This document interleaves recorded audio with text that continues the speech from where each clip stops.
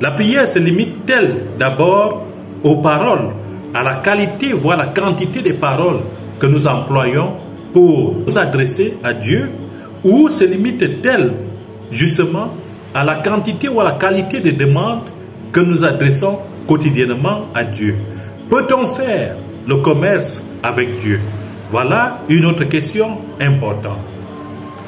Il faut donc reconnaître que prier Dieu, c'est d'abord se soumettre à ce Dieu.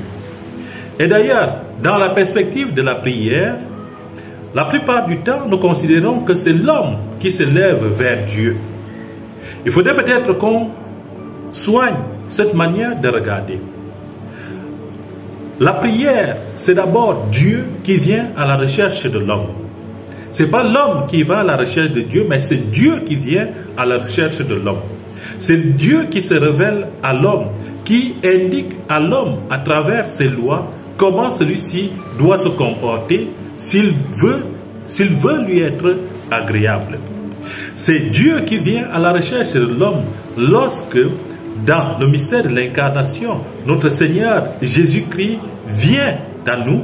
Il vient prendre notre nature humaine pour nous sauver dans ce que nous sommes.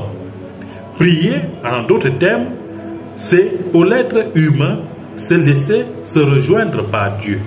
C'est accueillir Dieu qui vient à notre recherche.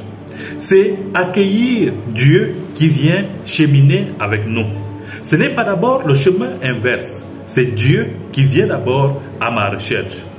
C'est déjà là une attitude dans la prière qui est très importante. C'est même là le sens profond de la prière.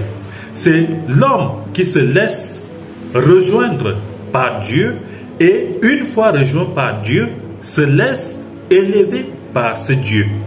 C'est Dieu qui prend l'initiative et au bout, c'est Dieu via la coopération de l'homme. Prier ne consiste donc plus simplement à une multitude de paroles. Prier ne consiste plus à une multitude de formulations de demandes. Prier, c'est se laisser rejoindre par Dieu là où je me trouve et dans ce que je suis. C'est Dieu qui vient à la rencontre de l'homme et qui, rencontrant l'homme, transforme l'homme en Dieu, fait de l'homme d'une certaine manière un autre Dieu. En saisissant la prière dans ce sens-là, on finit d'une certaine manière par prendre une autre orientation qui est l'orientation de l'humilité.